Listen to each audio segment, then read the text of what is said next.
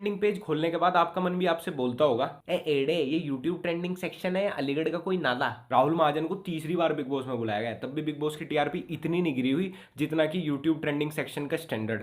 एक दौर हुआ करता था जब यूट्यूब ट्रेंडिंग सेक्शन में काफी अश्लील वीडियोस भी आ जाया करती थी। उसके बाद काफी हल्ला कटने के बाद और काफी क्रिटिसिज्म झेलने के बाद यूट्यूब ने आश्वासन दिया कि हमने अपना एआई इंप्रूव कर लिया है और अब 50% YouTube trending section individual creators को दिया जाएगा। No matter how much subscribers they have, उन लोगों को बस अच्छा ऑडियंस रिटेंशन देना पड़ेगा। और जो ट्रेंडिंग पेज पे आने के लिए यूट्यूब एआई ने एक स्टैंडर्ड सेट किया है, बस उसको मीट करना पड़ेगा और ऑटोमेटिक आपकी वीडियो ट्रेंडिंग पेज पे आ जाएगी। But no, without any surprise ऐसा नहीं हुआ। आप लोग खुद से देखते होंगे कि 5 लाख व्यूज और 1 लाख लाइक्स एक दिन में लाने वाले क्रिएटर्स ट्रेंडिंग पे नहीं जाते, जबकि ट्रेंडिंग में जो क्रिएटर्स पड़े हुए हैं उनको 3-3 4-4 दिन में सिर्फ 20-30 हजार लाइक्स आते हैं। वो ट्रेंडिंग पे कैसे हैं कोई नहीं जानता। दूसरी डाउटफुल चीज इन लोगों के साथ ये है कि कई मिलियन व्यूज इनकी वीडियो पे होने के बावजूद भी इनके लाइक्स 50-60 हजार से ऊपर नहीं जाते और इनके 90% कमेंट्स तो भैया या तो स्पैम लिंक्स होते हैं या स्पैम कमेंट्स होते हैं, और वो भी कहां से आते हैं इस वीडियो में आपको आगे पता चल जाएगा। मेरे total subscriber followers around 1.3-1.4 million होंगे, जिसमें से सिर्फ 7 या 8 लाख लोग ऐसे हैं जो कि मेरे रेगुलर या डेडिकेटेड व्यूअर होंगे। उसके बावजूद भी अगर इंटरनेट पे कहीं मेरे से रिलेटेड न्यूज पोस्ट या कोई भी मीम डलता है तो 10 में से 8 लोग वहां पे कुछ नेगेटिव या पॉजिटिव कमेंट करके आते हैं,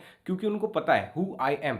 लेकिन यूट्यूब ट्रेंडिंग सेक्शन पे जिनकी वीडियोस रहती है उन क्रिएटर्स को देख के हर कोई बोलता है अबे ये है कौन, राइट? मैं भी। इन क्रिएटर्स के कहने को तो सब्सक्राइबर्स के नंबर 6-7-10 मिलियन है, लेकिन इनको जानता गली का कुत्ता भी नहीं है। वो सब्सक्राइबर्स कैसे हैं, क्यों हैं, इनको व्यूज आ रहे हैं, लाइक्स क्यों नहीं आ रहे, कमेंट्स में स्पैम क्यों भरा होता है, ये राज भी एमडीएच वाले चाचा के साथ ही चला गया। खैर, हम इन लोगों को अलग अलग कॉल आउट नहीं करेंगे वरना इन लोगों को क्लाउट मिल जाएगा। इनको कोई जानता नहीं है जैसे कि मैंने आपको बताया, तो हम इन लोगों को एक कंबाइंड नाम दे देते हैं यूट्यूब के चोर। वीडियो में आगे इजी रहेगा इनको बुलाने के लिए। जैसे सिर्फ कैमरा उठा के स्कूल लाइफ, भाई बहन टाइप्स ऑफ टॉपिक पे वीडियो बनाने से हर कोई यूट्यूबर नहीं बन जाता, ठीक वैसे ही यूजर नेम में ऑफिशियल रख देने से हर किसी का अकाउंट वेरीफाई नहीं हो जाता। लेकिन तुम्हारे भाई का हो गया, लेकिन अब यूजर नेम चेंज कर दिया हमने क्योंकि वेरिफिकेशन बैज इतने लंबे यूजर नेम के सामने दिख नहीं रहा था, तो अब से लक्ष्य चौधरी ऑफिशियल है, सिर्फ लक्ष्य। बातचीत है तुम्हारे भाई की यार। इन चैनल्स के बीच काफी सारी सिमिलैरिटीज हैं, जैसे कि वही पुराने घिसे पीटे सैचुरेटेड टॉपिक्स पे video banana, types of people, ये वर्सेस वो वर्सेस ये, हस्बैंड वाइफ, भाई बहन का प्यार, भाई बहन की स्कूल लाइफ, भाई बहन की कॉलेज लाइफ, भाई बहन की होली, भाई बहन की दिवाली, बड़ा भाई वर्सेस छोटा भाई, छोटी बहन वर्सेस बड़ी बहन, भाई बहन भाई बहन भाई बहन भाई बहन भाई बहन। कई बार इनके चैनल देख के ऐसा लगता है कि प्लेटफॉर्म का नाम यूट्यूब क्यों है, रक्षाबंधन क्यों नहीं है। अरे माँ चुदी पर ही है, चल बता रहे हो करे। और इन लोगों की एमसीएन भी ज्यादातर कॉमन है। अब तब मेरे से पूछोगे भाई ये एमसीएन के वाला है, तो एमसीएन होता है मल्टी चैनल नेटवर्क, जो कि एक ग्रोइंग क्रिएटर को साइन करके उसका चूतिया बनाते हैं, उसकी कमाई पे मजे लेते हैं और उसको पता भी नहीं लगने देते। ये लोग शुरू में तो क्रिएटर को ग्रो करने की गारंटी देते हैं, लेकिन एंड ऑफ द डे उसी के चैनल पे मैनेजर का एक्सेस ले लेते हैं, उसके यूट्यूब में से 20% रिवेन्यू काटते हैं, उसके स्पॉन्सर्स में से लाखों का रिवेन्यू कट करते हैं, साथ में उसके राइवल यूट्यूबर्स पे कॉपीराइट स्ट्राइक मारने की धमकियां देते हैं, आपके चैनल पर फेक व्यूज डाल के एल्गोरिदम चीट करके आपकी वीडियो को ट्रेंडिंग सेक्शन पे लाने जैसी सर्विसेज देते हैं। अब आप बोलोगे तो यार क्रिएटर का तो फायदा ही हुआ ना।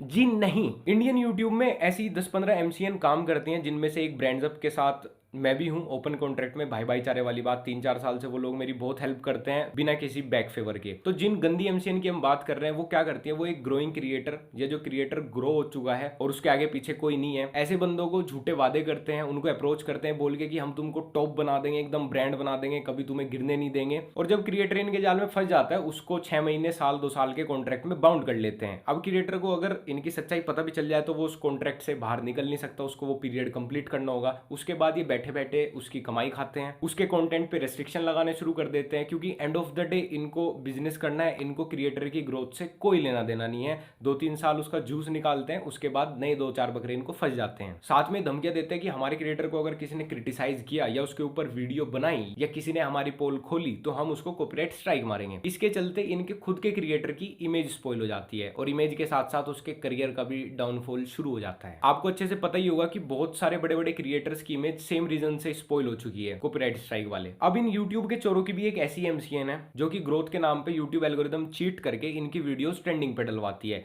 और स्पॉन्सर्स को ये दिखाती है कि हमारे पास तो इतने बड़े क्रिएटर्स हैं जो ट्रेंडिंग नंबर 1 नंबर 2 पे आते हैं। एक बार को आशीष, भुवन बम, अमित भड़ाना, हर्ष बेनीवाल की वीडियो भी ट्रेंडिंग पे नहीं आएगी, लेकिन हमारे क्रिएटर की तो भैया हमेशा आती है। उसके बाद स्पॉन्सर चूतिया बन जाता है, इनको अच्छे खासे पैसे दे देता है क्योंकि वो ठहरे बेचारे अंग्रेज या चाइनीज, उनको थोड़ी पता है कि इनका कंटेंट एकदम चुत्तड़ है। और वो स्पॉन्सर लेने के बाद ये फिर से फैमिली फ्रेंडली के नाम पे एकदम हगी हुई वीडियो प्रस्तुत कर देते हैं आपके सामने। और इधर स्पॉन्सर को इन्होंने व्यू गारंटी दे रखी है, उसको भी तो फुलफिल करना है। जब इतना सारा पैसा ले लिया था, उसको ट्रेंडिंग नंबर 1 2 कह के अपने क्रिएटर दिखा दिए थे। तो अब दूसरा गेम स्टार्ट होता है। अगर आप लोगों ने कभी ध्यान दिया हो, इन कुछ सिलेक्टिव चैनल्स की वीडियो जब अपलोड होती है तो शुरू के 8-10 घंटे तक इन पे 2 या 4 लाख व्यूज होते हैं। और जब इंडिया में लोग सो जाते हैं रात के टाइम, तब इन पे एकदम से मिलियन व्यूज आ जाते हैं अगली सुबह। कैसे? प्रैक्टिकली तो एक ऑर्गेनिक क्रिएटर जब वीडियो अपलोड करता है, चाहे बड़ा हो चाहे छोटा, शुरू के 4-5 घंटे में उसको सबसे ज्यादा व्यूज आते हैं। उसके बाद वीडियो वायरल हो या ना हो, व्यूज एकदम स्टैटिक हो जाते हैं। पर इन यूट्यूब के चोरों पर हमेशा देर रात इतने सारे व्यूज कहां से आते हैं? हम बताते हैं कहां से आते हैं। यूट्यूब ने एक नए और ग्रोइंग क्रिएटर के लिए फीचर रखा है एडवर्ड, जिसमें आप पैसा खर्च करके अपनी वीडियोस के एड चला सकते हैं और किसी भी लोकेशन पे ऑडियंस को टारगेट करके वहां पे अपनी वीडियो दिखा सकते हैं और लोगों को उस पर क्लिक करा सकते हैं। लेकिन इन सिलेक्टेड क्रिएटर्स के तो वीडियो एड्स भी हमने इंडिया में नहीं देखे। क्यों नहीं देखे मैं आपको बताता हूं, क्योंकि ये लोग इंडिया में एड्स चलाते ही नहीं है। यहाँ पे इन लोगों को अपने आप को ऑर्गेनिक और बड़ा क्रिएटर जो बोलना है, अगर एड्स दिख जाएंगे तो इनकी बेइज्जती हो जाएगी।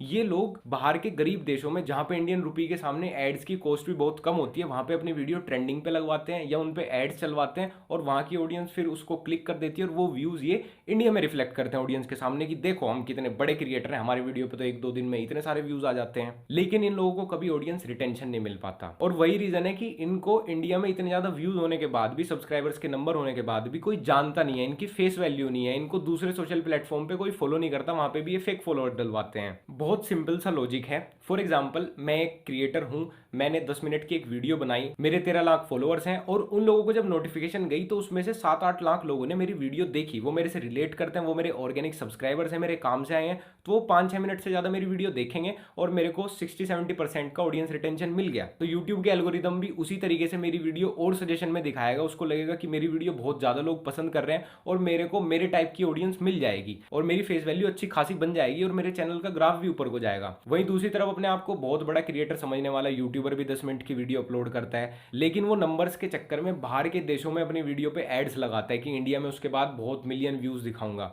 लेकिन इंडिया में इनकी गंवार वीडियोस कोई देखता नहीं है, तो बाहर तो क्या ही देखेगा। वो बाहर की कंट्री का बंदा इनकी वीडियो पे क्लिक तो कर देगा, लेकिन 2 या 3 सेकंड में उसको कट कर देगा। तो इनको 1 मिलियन, 2 मिलियन, 10 मिलियन व्यूज पैसे दे के आ तो गई, लेकिन ऑडियंस रिटेंशन तो 0 के बराबर रह गया। उसके बाद यूट्यूब को लगेगा कि इतने एड्स चलाने के बाद भी इनकी वीडियो में, इनके चैनल में कोई भी इंटरेस्ट नहीं दिखा रहा है, तो इनके चैनल का ऑर्गेनिक ग्राफ एकदम नीचे गिरता चला जाएगा और जितने इनके सब्सक्राइबर्स के नंबर है उन तक भी नोटिफिकेशन नहीं जाएगी। इसीलिए ज्यादातर नोटिफिकेशन का रंडी रोना करने वाले वही यूट्यूबर्स होते हैं जिनको ऑडियंस रिटेंशन कम हो जाता है। अब चलो थोड़ा सा कंपैरिजन कर लेते हैं एग्जैक्ट नंबर्स का जो आपके सामने हैं और जिनको कोई झुटला नहीं सकता। वैसे वीडियो जल्दी जल्दी देख लेना, वरना फेक कॉपीराइट स्ट्राइक। इट्स लफड़ा टाइम एंड जो चीज़ मैं कर रहा हूँ वो पूरे यूट्यूब में कोई नहीं करेगा, इंडिया में तो कोई करेगा ही नहीं। लफड़े लेने का शौक सिर्फ हमें ही है, कोई नहीं बताएगा तुम्हें ये सब। तुम लोगों ने YouTube इंडिया की ट्रेंडिंग लिस्ट पे जितने भी क्रिएटर्स देखे हैं उसमें से 80-90% क्रिएटर्स इंडिविजुअल नहीं है, वो सब MCNs के अंडर में काम करते हैं। और इनको देख के तुम लोगों को भी लगता होगा यार ये वही घिसी पिटी स्क्रिप्ट है इनकी, वही स्किट्स परफॉर्म करते रहते हैं घर के अंदर, हस्बैंड वाइफ, ये वो, स्कूल, इसका सोफा, उसका पति, इसका बार बार पता नहीं क्या क्या, विद इतने सारे फालतू के साउंड इफेक्ट्स जिनसे 8 साल के बच्चे से लेके 80 साल के बुढ़े कोई भी एंटरटेन नहीं हो सकता। लिटरली इनसे ज्यादा फनी तो फ्लाइंग बीस्ट की बेटी कर देती है उनके व्लॉग्स में। तो इन लोगों के फैंस हैं कौन?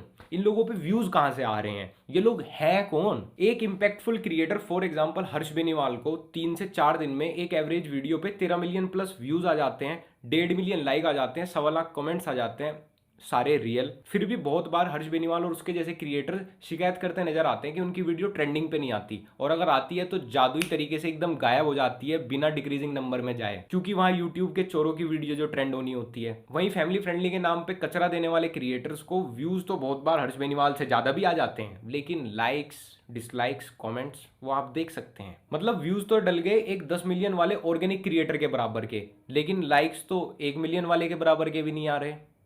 भैया पैसे कम पड़ रहे हैं क्या? अगर इन लोगों में थोड़ी सी भी बुद्धि है, मैथ समझने की थोड़ी सी भी इनके अंदर क्षमता है, अपने कंटेंट जैसे इनका दिमाग नहीं है, तो मैं इनको कुछ चीजें क्लियर करना चाहता हूं। देखो, हर्ष बेनीवाल और आशीष चंचलानी के लेवल का फ्लेक्स मारने का क्या फायदा जब आपको एंगेजमेंट लक्ष्य चौधरी जितनी भी ना आ रही हो। क्या होता है ना कि अगर बंदर को ढोल मिल जाए वो उसको तब तक बजाता है जब तक कि ढोल फट ना जाए। इन यूट्यूब के चोरों से क्रिटिसिज्म नहीं लिया जाता, इन पे कोई नॉर्मल रोस्ट बना दे ये उसको झेल नहीं पाते। अगर इनकी अनपढ़ता को कोई अनपढ़ता बोल दे तो इनको बुरा लगता है। पहले स्ले पॉइंट से भिड़ गए, उसके बाद मैंने एक रोस्ट बनाया वो झेल नहीं पाया, मेरे ऊपर रिप्लाई वीडियो बनाने लगे, उसके बाद जनता ने नीचे डिसलाइक और कमेंट सेक्शन में इनको एंगेजमेंट दे दी। भाई को पता लगी गया होगा कि बिना ट्रेंडिंग सेक्शन में आया क्रिएटर, ट्रेंडिंग सेक्शन वाले की एंगेजमेंट हिला गया। खैर मैं नाम नहीं लूँगा वरना क्लाउड मिल जाएगा, रियल व्यूज़ मिल जाएंगे, इनके एड्स लगाने के पैसे बच जाएंगे। भाई नाम नंबर से नहीं काम से बनता है। उसके बाद मेरी वीडियो के लिंक्स व्हाट्सएप ग्रुप में, टेलीग्राम ग्रुप्स में डाले गए 10-10 रुपये में नेगेटिव कमेंट्स करवाने को, क्योंकि फैंस तो कहीं है ही नहीं भैया के। कहने को तो इतने बड़े क्रिएटर बनने, लेकिन फैंस थे ही नहीं, तो लक्ष्य की वीडियो पे नेगेटिव कमेंट्स करवाने को, डिसलाइक डलवाने को। वापस से बंदर ने अपने ढोल का इस्तेमाल किया, फेक पेड वर्क। लेकिन ग्रुप का स्क्रीनशॉट किसी ने हमें भेज दिया। यार क्या करूँ यार, फैंस ही इतने हैं भाई। हर्ष बेनीवाल तो बहुत दूर की बात है भाई, अपनी बेस्ट वीडियो का और मेरी बेस्ट वीडियो का स्टेट्स कंपेयर कर ले। जनता का प्यार सर्वर से नहीं डलता ना। रोस्ट तू झेल नहीं पाता और फिर हर रोस्टर को कह रहे कि कॉपी बोल जाता है। अबे भाई इंस्पिरेशन और कॉपी के बीच का फर्क तेरे को पता नहीं, फिर गंवार बोल दे तो तू गुस्सा हो जाता है। और वो रिप्लाई वीडियो में टाइटल में बड़ा बड़ा मेरा नाम लेके क्या क्या फेंक रहा था कि मैं तेरे से मिला था और मैं तेरे से बोला भैया मैं आपका बहुत बड़ा फैन हूँ। झूठ तो लेवल देख के फेंक लिया कर। अगर तू तांबा है तो मैं सोने की चेन हूं। तेरा घमंड भी तेरी एंगेजमेंट और व्यूज की तरह नकली है और मैं ये सारी बातें कभी ना खोलता। सारा सीन ही एक रोस्ट वीडियो के साथ एंड हो गया था अगर तू रिप्लाई वीडियो में इतने सारे झूठ ना बोलता। इन लोगों के अलावा बहुत से दूसरे क्रिएटर्स भी सेम टैक्टिक्स यूज करते हैं, लेकिन इन्हीं लोगों की क्यों मारते हैं सब, उसके भी वैलिड रीजंस हैं। लाइक इनके साथ में काम करते हैं बकलोल वीडियो, वो लोग भी शायद सेम तरीके इस्तेमाल करते हैं, पर एटलीस्ट उन लोगों को क्रिटिसिज्म लेना आता है। वो फालतू की क्लैरिफिकेशन वीडियो नहीं बनाते और अनपढ़ों की तरह अपने फेलो क्रिएटर से बात नहीं करते। जब भाई गलती खुद की हो तो ज्ञान नहीं दिया करते। अगर तुम एक ग्रोइंग क्रिएटर हो या फिर तुम ग्रो कर चुके हो और तुम्हें इन चीज़ों के बारे में नॉलेज नहीं है, लेकिन फिर भी तुमको किसी MCN को ज्वाइन करना है या तुमको कोई अपने अंडर में वर्क करने के लिए स्पॉन्सर्स के लिए अप्रोच कर रहा है, तो एटलीस्ट तुम अपने फेलो क्रिएटर से उस चीज़ के बारे में डिस्कस तो कर ही सकते हो। अगर तुम किसी और से डिस्कस करने से शर्मा रहे हो, ईगो प्रॉब्लम है, तो भाई मेरे से आगे बात कर सकते हो। मतलब कि हम लोग अगर एज अ कम्युनिटी वर्क करेंगे तो तुम अपने नुकसान से भी बचोगे और साथ में अपने सामने वाले क्रिएटर को भी ऐसी MCN से नुकसान होने से बचा लोगे। खैर किसी एक की बात नहीं है, मैं सिर्फ यूट्यूब से ही ये कहना चाहता हूँ कि भैया देखो, कोई ऐसे एल्गोरिदम चीट करके, कोई ऐसे लूप होल्स का इस्तेमाल करके डिजर्विंग क्रिएटर के ऊपर शैडो ना बने। एटलीस्ट तुम लोग तो एक इंडिविजुअल या अच्छे क्रिएटर को थोड़ा सा एक्सपोजर दो, जो चीज़ वो डिजर्व करता है उसको वो दो। नहीं तो भाई हर किसी का मोरल डाउन हो जाएगा ये सब चीज़ें देख देख के और ऐसे क्रिएटर्स को ट्रेंडिंग लिस्ट पे देख देख के। बाकी जिसको जो करना है भाई मुझे फ़र्क नहीं पड़ता। मतलब मैं जितना करना चाहता था मेरे को तो उतना मिला है, उससे भी ज़्यादा मिला है। इंस्टाग्राम पे वेरीफाई भी हो गया, तो मैं तो भाई फुल मौज में हूँ। लेकिन जो नए क्रिएटर्स हैं जो बहुत ज़्यादा मेहनत कर रहे हैं, जिनको मैं अपने से भी ज़्यादा डिजर्विंग समझता हूँ, उनको देख के कभी कभी मेरे को बुरा फील होता है। बाकी ये लोग तो अपनी बेइज्जती करा रहे हैं, जनता को अब सब कुछ दिखता है और आगे तो और क्लियरली दिखेगी इनकी एंगेजमेंट व्यूज रेशियो। मुझे कुछ सेलेक्टिव क्रिएटर्स को दोबारा सिर्फ इसलिए कॉल आउट करना पड़ा क्योंकि भाई जब पहले मैंने रोस्ट बनाया था तो वो एक देसी का 14 हो गया था। उसके बाद मैंगो बॉय चैनल ने अपने ओपिनियन के हिसाब से वीडियो बनाई तो एक दूसरा डेड क्रिएटर हो गया इनके साथ का, और बंदा खुद ही बोल रहा है कि हम ट्रेंडिंग लिस्ट पे आने के लिए, वेरीफाई होने के लिए पैसे दे रहे हैं। खुद तुम इलीगल काम करते हुए एक्सेप्ट कर रहे हो भाई। और ट्रेंडिंग लिस्ट पे आने से कुछ ज़्यादा फर्क नहीं पड़ता, इतना बड़ा कोई क्रिएटर नहीं हो जाता जितनी तुम चोट दिखा रहे हो, क्योंकि ट्रेंडिंग लिस्ट से तुम पे और तुम्हारे डेड चैनल पे जरा सा भी असर नहीं आएगा। वो तो तुम्हें दिख भी रहा होगा। इंडियन यूट्यूब में ट्रेंडिंग लिस्ट आज के टाइम पे 5 साल का कोई बच्चा ही खोलता होगा, क्योंकि पढ़े लिखे व्यूअर्स के तो अपने अपने फेवरेट क्रिएटर बन चुके हैं आज के टाइम पर, वो उनको ही देखते हैं। और किसी की फेवरेट लिस्ट में अगर 100 क्रिएटर भी होंगे ना तो तुम्हारा नाम 100वें नंबर पे भी नहीं होगा। और किसी से ना सही अपने मैनेजर से ही थोड़े एटिकेट सीख लो भाई। तुम लोगों से ज्यादा उसको आता है दूसरे क्रिएटर से बात करना, लेकिन उसको तो मैं सिर्फ सिंपैथी दे सकता हूँ क्योंकि वो अपना वो टाइम, पैसा और एनर्जी ऐसे लोगों पे वेस्ट कर रहा है जिनको रियल लाइफ में कंटेंट बनाने की और रियल लाइफ में दूसरे यूट्यूबर से बात करने तक की अकल नहीं है। मेरे रोस्ट के बाद तुम्हारे बेस्ट क्रिएटर को क्लाउट मिल गया था और बाकी पब्लिक ने बिना कहे उसकी वीडियो के डिसलाइक बटन पे और कमेंट सेक्शन में दिखाई दिया था कि एंगेजमेंट क्या होता है और कौन कितना बड़ा है। अगर अभी भी कोई भ्रम पाल रखा हो तो वीडियो पड़ी है उसके दूसरे चैनल पे, जाके रिप्लाई वीडियो के नीचे कमेंट सेक्शन देख आना भाई, तेरा भ्रम ठीक हो जाएगा। और ये पैसों का घमंड मैंगो बॉय जैसे ग्रोइंग क्रिएटर को ही दिखा सकता है भाई। हमें पता है किसके सामने स्पॉन्सर्स के लिए रोते थे तुम लोग, और जिनको भैया भैया बोल के स्टोरी में टैग करते हो और जिनके रिप्लाई का वेट करते हो ना बड़ी एक्साइटमेंट से, वो रोज़ सुबह हमें गुड मॉर्निंग सर के मैसेज भेजते हैं। और बाकी यार वो शर्ट बदल लियो, इतनी सारी फोटो एक ही शर्ट में अपलोड करता है, हर जगह एक ही शर्ट पहन के जाता है, या भेजू नहीं अमेजोन से। मेरा बेटा निकल गया मेरे हाथ से, मेरा बेटा निकल गया मेरे हाथ से, साला फेमस होना चाहता है तो गाली दे रहा है मुझे, अबे ऐसे बात करते अपने बात से।